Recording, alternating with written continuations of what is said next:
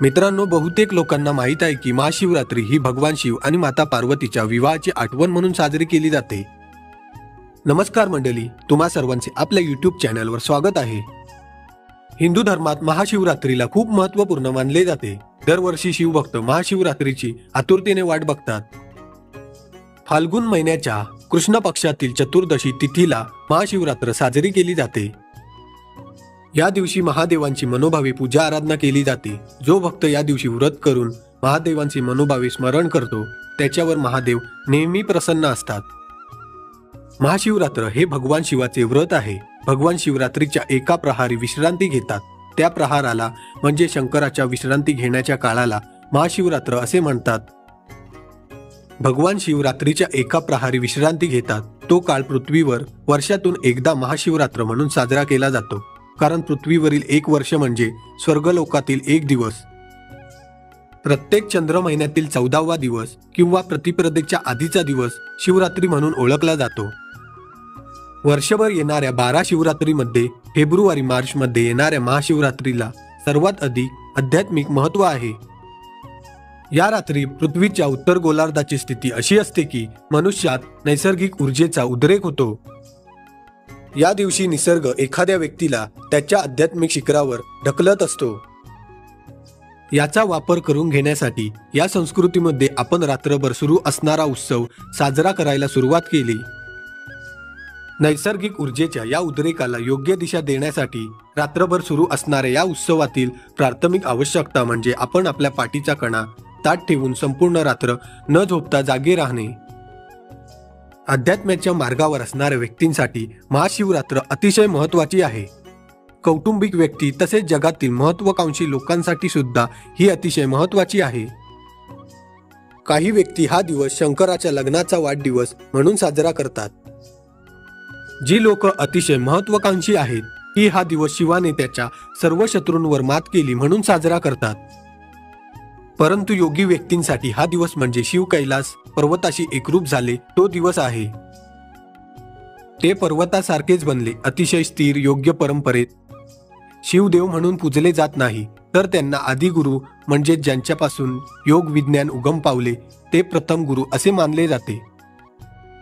हजारो वर्ष ध्यान केल्यानंतर एके दिवशी ते अत्यंत स्थिर बनले, तो महाशिवरात्रीचा दिवस आहे। त्यांच्यामधील सर्व हालचाल बंद झाली व ते संपूर्णतः स्थिर झाले। त्यामुळे योगी महाशिवरात्रींकडे स्थैर्याची रात्र या दृष्टीने पाहतात। योग परंपरेत हा दिवस आणि रात्र महत्त्वाची मानली जाते। याचे कारण हा दिवस अध्यात्माची ओढ असणाऱ्या व्यक्तींना प्रचंड संधी उपलब्ध करून देतो।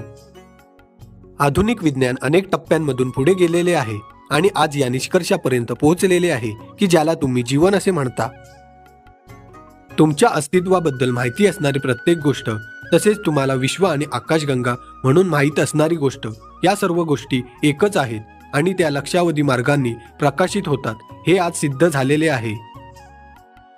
प्रत्येक योगीमध्ये हे वैज्ञानिक सत्य म्हणजे अनुभवात्मक सत्यात आहे। योगी या शब्दाचा अर्थ ज्याला या एकरूपतेचा साक्षात्कार झालेला आहे अशी व्यक्ती। अथांगतेची माहिती करून घेण्यासाठी उत्सुक असणे, अस्तित्वातील एकत्व जाणून घेण्याची उत्सुकता म्हणजे योग। याचा अनुभव घेण्याची संधी महाशिवरात्रीची रात्र तुम्हाला उपलब्ध करून देते। प्रत्येक चंद्रमासातील 14वा दिवस किंवा अमावस्येच्या आधीचा दिवस शिवरात्री म्हणून ओळखला जातो। महाशिवरात्रीचे आध्यात्मिक महत्त्व पौराणिक कथांव्यतिरिक्त योग परंपरेमध्ये या दिवसाला आणि या रात्रीला इतके महत्त्व दिले जाते। याचे कारण ही रात्र साधकाला उच्च आध्यात्मिक शक्यता उपलब्ध करून देते। शिवरात्री हा महिन्यातला सर्वात अनोखा दिवस आहे। दर महिन्याला शिवरात्री साजरी करणे जवळपास अंधकाराचा उत्सव साजरा केल्यासारखे वाटते। कोणतेही तार्किक मन अंधकाराचा विरोध करेल आणि नैसर्गिकरित्या प्रकाशाची निवड करेल। पण शिव या शब्दाचा अर्थ जे नाही ते असा होतो। जे आहे ते अस्तित्व आणि निर्मिती आहे। जे नाही ते शिव आहे। जे नाही म्हणजे जर तुम्ही डोळे उघडून आजूबाजूला पाहिले, जर तुमची दृष्टी छोट्या मोठ्या गोष्टींकडे असेल तर तुम्हाला बरीच सृष्टी दिसेल। जर तुमची दृष्टी खरोखरच मोठ्या गोष्टी शोधत असेल तर तुम्हाला दिसेल की अस्तित्वातील सर्वात मोठी उपस्थिती एक विशाल पोकळी आहे। काही टिपके ज्यांना आपण आकाशगंगा म्हणतो ते साधारणपणे लक्षात येतात, पण त्यांना धरून ठेवणारी विशाल पोकळी कुणाच्याच लक्षात येत नाही, ही विशालता, ही अमर्यादा पोकळी, यालाच शिव म्हणतात. आज आधुनिक विज्ञान देखील सिद्ध करते की सर्व काही शून्यातून येते आणि शून्यात परत जाते.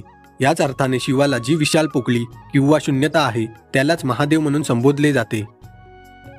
या ग्रहांवरील प्रत्येक धर्म, प्रत्येक संस्कृती नेहमीच परमात्म्यांच्या सर्वव्यापी स्वरूपाबद्दल बोलत आली आहे.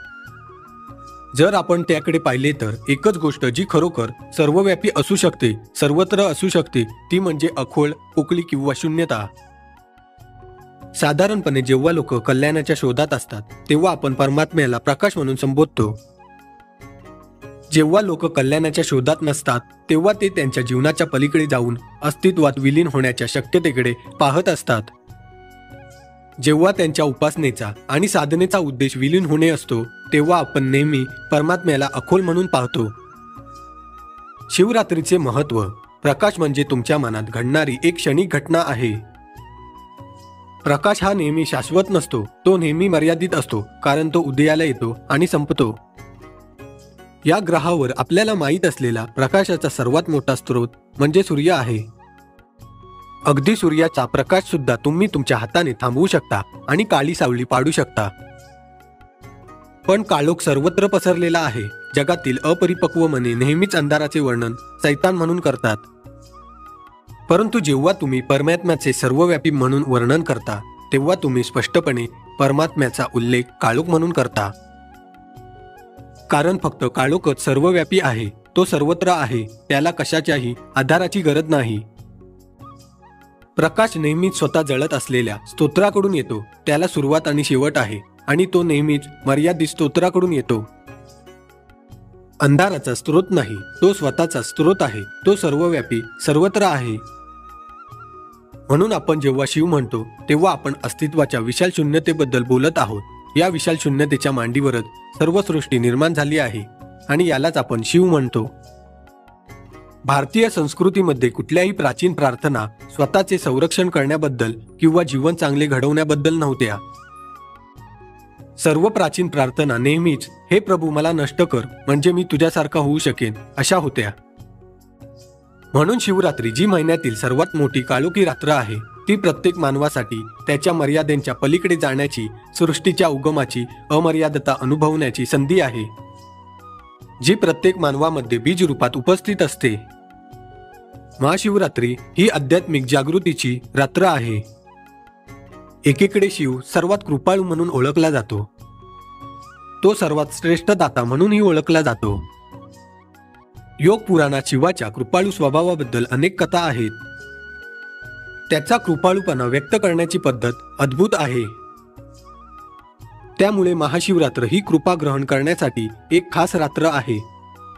ही शून्यतेची, जिला आपण शिव म्हणतो, तिची विशालतेची तुम्हाला एका क्षणासाठी तरी जाणीव व्हावी, हीच आमची इच्छा आणि आशीर्वाद आहे. ही रात्र तुमच्यासाठी फक्त जागरणाची रात्र नाही तर जागृताची रात्र होवो. तर मित्रांनो, आजचा आमचा व्हिडिओ तुम्हाला कसा वाटला हे आम्हाला कमेंट करून नक्की सांगा. तसेच व्हिडिओला लाईक करून आपल्या मित्रमंडळींमध्ये शेअर करायला विसरू नका. अशा पौराणिक आणि आध्यात्मिक माहितींसाठी आमच्या यूट्यूब चॅनलला सबस्क्राईब करायला विसरू नका. भेटू पुढील व्हिडिओमध्ये. धन्यवाद.